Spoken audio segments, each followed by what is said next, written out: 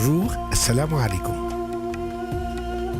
La notion du djihad, qui souvent est traduite par guerre sainte, et qui, aujourd'hui, chez la plupart, musulmans et non musulmans, est conçue que comme une guerre ouverte entre l'islam et le reste, et notamment l'Occident. D'où une incompréhension totale de ce principe fondateur dans l'islam. Pour comprendre sa spiritualité, pour comprendre et vivre la profondeur de son message. Le djihad al-akbar et le djihad al-asghar, comme l'a appelé le prophète sur lui, le salut et la paix.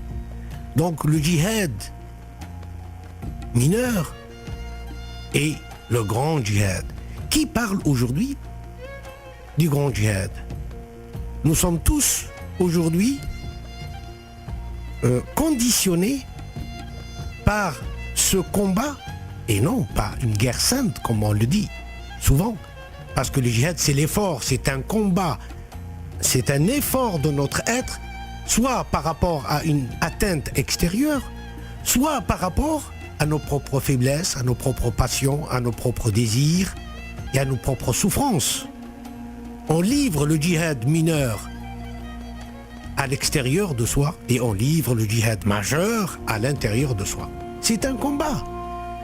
Et le combat, même quand il est à l'extérieur vis-à-vis d'un agresseur quel qu'il soit, ne signifie pas forcément une guerre.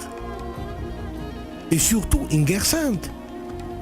Il est avant tout un combat qui peut être mené par la parole, par la plume, par une multitude de formes. Un combat sur le plan idéologique, un combat sur le plan...